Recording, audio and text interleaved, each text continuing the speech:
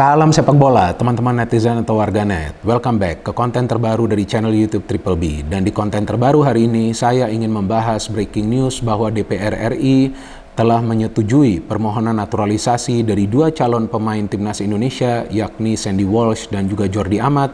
Berarti sekarang hanya tinggal menunggu surat keputusan dari Presiden sebelum dua pemain ini nanti akan mengambil sumpah warga negara Indonesia. Dan memang dua pemain ini yang saya ikutin perkembangan beritanya direkomendasi oleh Coach Sintayong. Artinya memang Coach Sintayong butuh dua pemain ini untuk bisa menstabilkan koordinasi di lini pertahanan. Agar bisa untuk membuat lini pertahanan semakin rapi. Yang pertama tentu dalam urusan bertahan. Yang kedua dalam membangun serangan. Karena kita tahu sekarang sejak dilatih oleh Coach Sintayong, dia juga ingin pemain-pemain yang berada di lini pertahanan juga berani pegang bola. Berani bermain passing satu sama lainnya. Jadi ketika para pemain di lini pertahanan juga bisa memainkan passing, tentu itu akan memancing para pemain tim lawan untuk keluar dari posisi mereka, baru kemudian bisa diberikan passing ke tengah atau juga langsung ke depan dengan mengandalkan tentunya akurasi passing. Dan kita tahu di kualifikasi Piala Asia lalu, bukan yang U20, tapi yang senior di babak kualifikasi ketika lawan Yordania, lawan Kuwait dan juga Nepal, kan ada beberapa gol yang tercipta mengandalkan direct pass dari lini pertahanan. Artinya memang skema permainan dari Coach Sintayong ini menginginkan agar para pemain semua yang bermain, mulai dari lini pertahanan, lini tengah dan juga lini depan, harus berani pegang bola. Dan tentu harus bisa memproteksi bola tersebut dengan cara memainkan bola tersebut di antara satu sama lainnya. Jadi dengan demikian timnas Indonesia itu bisa mengatur tempo permainan. Memang belum rapi 100%, saya tidak pernah mengatakan sudah rapi 100%, enggak. Dan memang permainan dari timnas Indonesia tidak selalu menghibur kita.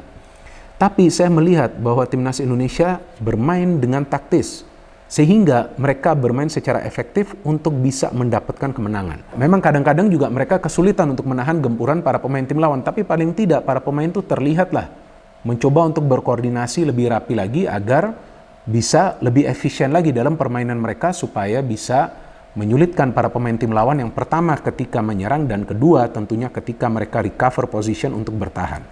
Dan dua pemain keturunan ini akan bermanfaat ketika ada pemain-pemain tim lawan mengandalkan umpan-umpan tinggi dari situasi bola-bola mati. Jadi apakah itu dari corner atau juga dari free kick, kita tahu bahwa timnas Indonesia sering, saya tidak mengatakan selalu, sering kemasukan gol dengan umpan-umpan tinggi yang dilepaskan oleh para pemain tim lawan.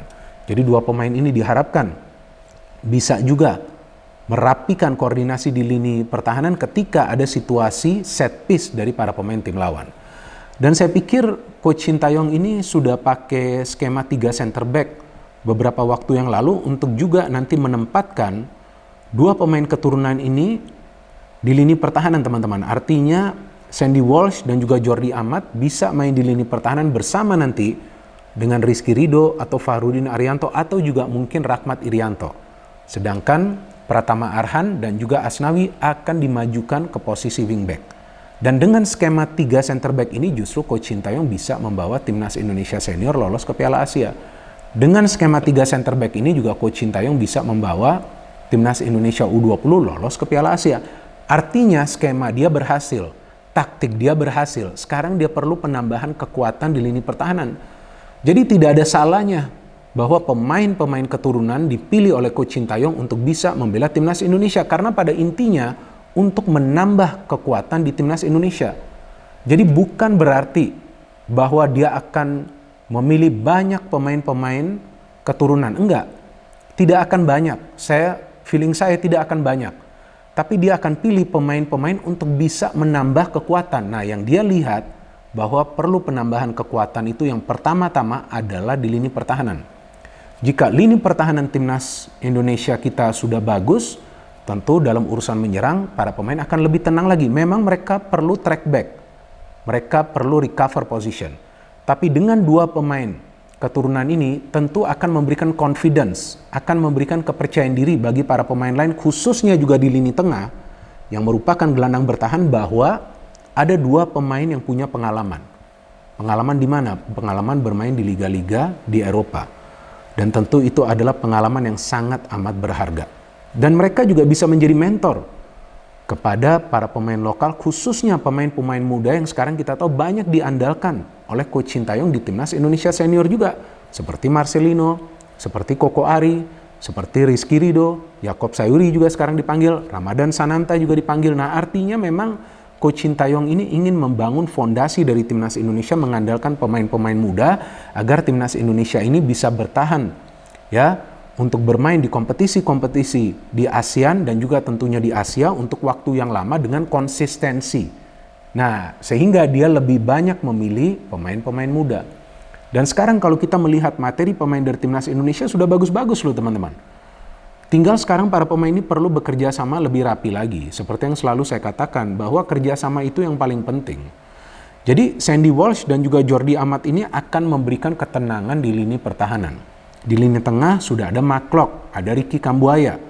Rahmat Irianto juga bisa bermain di sektor tersebut. Di posisi wingback ada Pratama Arhan.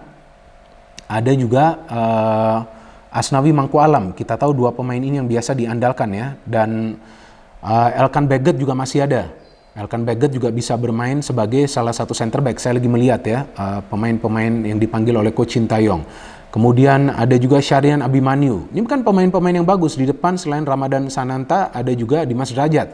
Mungkin Yaakob Sayuri juga bisa dipindah ke depan. Kita tahu Coach Sintayong sebelumnya justru menaruh Robby Darwish sebagai center back dan kemudian sebagai wingback ternyata berhasil ya di Timnas U20 di penjaga gawang ya sudah ada Nadio, sudah ada Riyandi, sudah ada Syahrul juga.